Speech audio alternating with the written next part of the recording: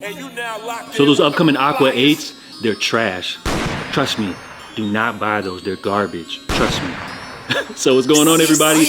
A couple of topics which I want to touch on today, but before we get things started, a quick little update regarding one of this year's most highly anticipated Jordan collaborations in the Undefeated 4. So it looks like Undefeated, they are officially beginning to tease this upcoming release, encouraging you to head over to undaj4.com to sign up for release updates. And with a fall scheduled release right around the corner, I guess it wouldn't hurt to sign up for updates. So it's crazy to think, man. Jordan Brand bringing these out the vault, a sneaker which many people would consider a grail, right? So it's just wild, man. I can't believe them joints are actually dropping. And speaking of grails, I want to touch on the shattered backboard ones, a sneaker which a lot of people would call a grail, others not, but I think we can all kind of agree that it's definitely a cult classic. Originally dropped back in 2015, 10 years later, Jordan Brand bringing these back in 2025 to celebrate the 40th anniversary. And when you talk about a sneaker like this, yo, there's definitely a lot of controversy surrounding this upcoming release. So early reviews for this upcoming release have hit your YouTube feed like a plague, and I don't know if everybody's just following the leader or not, but as far as the consensus on this release right here, for the most part, I'm seeing a lot of people saying that they're not up to par. Some people mentioning they're disappointed, others saying that Jordan Brand is desperate. But as far as the consensus, they're saying that these are not up to par when compared to the 2015 version, which I would say if you were a fan of this sneaker already, don't let that kind of ruin the fun.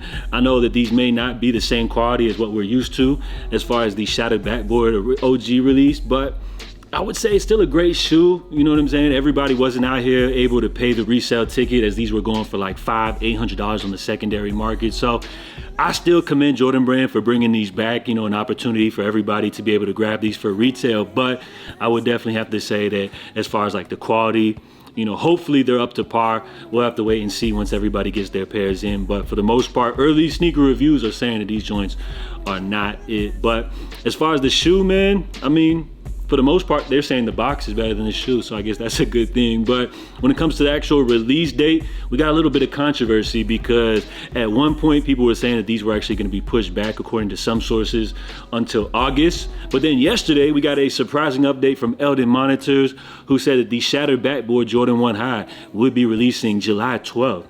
In the US. And if you guys are unfamiliar with Eldon Monitors, one of the more trusted sneaker sources for information as far as their track record, I would say like 95% of the time, they're usually spot on. So with the July 12th release, less than 2 weeks away, that's great news. But then right around the same time, we got a conflicting report from Complex, which they actually reported that this shoe has been delayed until August 23rd. So is it Eldon Monitors who's saying the 12th, or is Complex actually right as they're saying that this was actually delayed until the 23rd? Thankfully enough, it looks like we did get maybe some sort of clarification from another insider over at Jordan Brand, Mr. Unloved Ones, to which he said the shattered backboard Jordan 1 will be dropping August 23rd in the US and then July 12th abroad. So remember, Eldon Monitors did say July 12th in the US. So based off their track record, I would never say to doubt Eldon Monitors.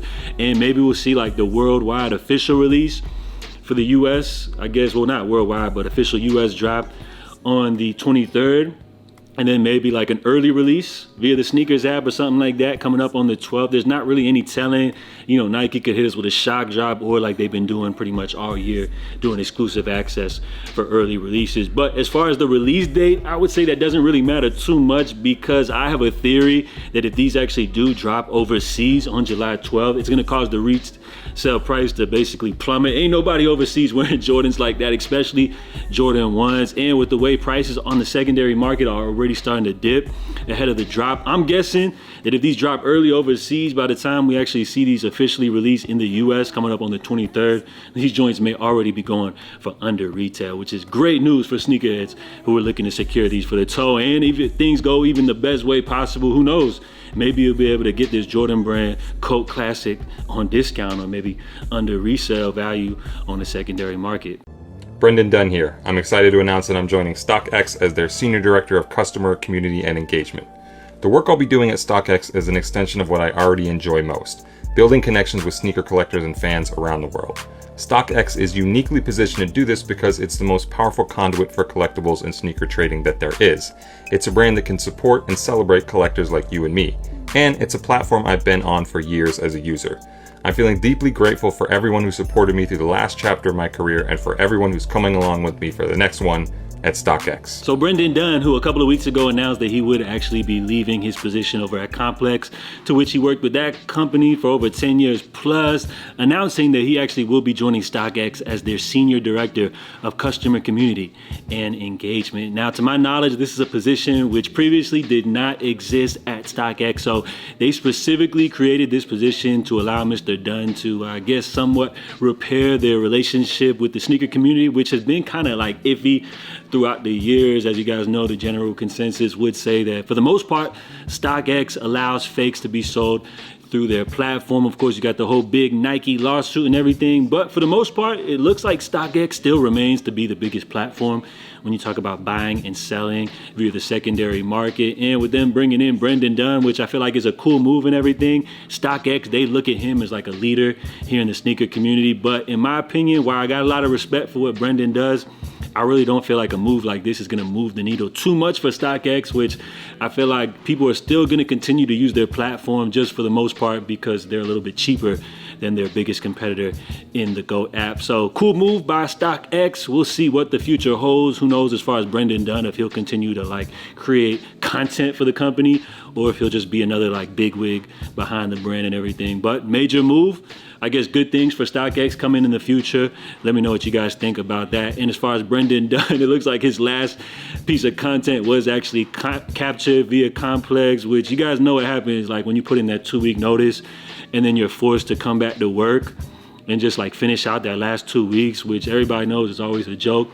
You could just see in Brendan Dunn's eyes like the disgust at him having to do this content, which it looks like they forced him to put together this entire Lego set. So this is almost like a water torture type of ritual. And as you see, it looks like Brendan Dunn went out the sad way over there with Complex. So this is just something funny to mention, but I wish him nothing but the best, you know, over at his new venture with StockX. So that's it for today, guys. Before we bounce though, a couple of quick little updates. First up, it looks like we do have what appears to be a look at the new upcoming Book 2 signature model for Devin Booker and Nike. This is according to Sneaker Files. So all I can say about this is what in the spirit on are we looking at right here? The Book 2 is a model which, as far as that, or my bad, the Book 1, that debut sneaker is a model which notoriously, let's just say, got a lot of hate here in the sneaker community. I would feel like them joints weren't bad.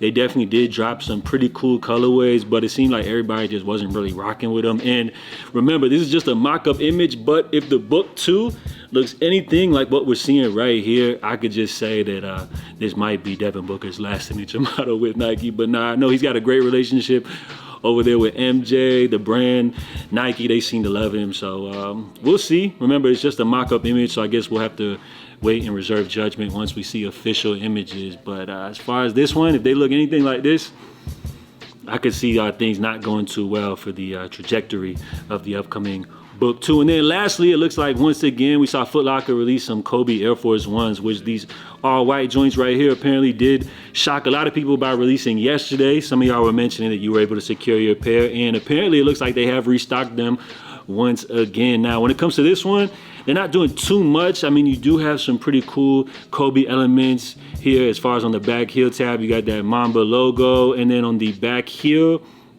you do have the 8 and 24 Kobe's numbers. But other than that, you know, when you compare it to the Pro model, I don't think this is gonna have that same tech, as they're just being advertised as the Air Force One Low, retailing for $120. But regardless, a great shoe, really cool for Kobe fans, and I mean, why not? Joints are pretty cool. So as I'm recording this, it looks like some sizes are still available. Let me know if any of you guys were able to secure these.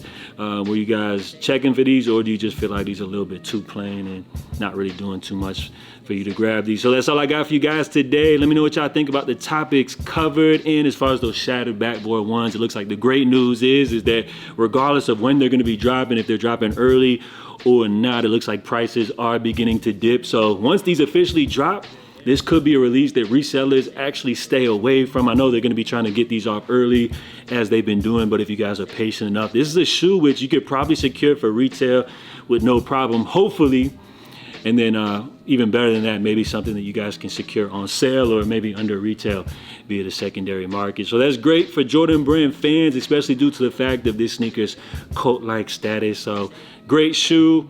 Don't let all the early reviews turn you off from these pairs. Hopefully, you know, everything will go in the best favor for all of us. So that's all I got for you guys today. I appreciate everybody for tuning in. As always, if you enjoyed today's video, go ahead and smash the like button. Plus, if you made it through the end, you know, let me know by dropping a salute. I'll try to get back to everybody. I appreciate y'all. In the meantime, stay safe, stay blessed. I'll be back soon. Love.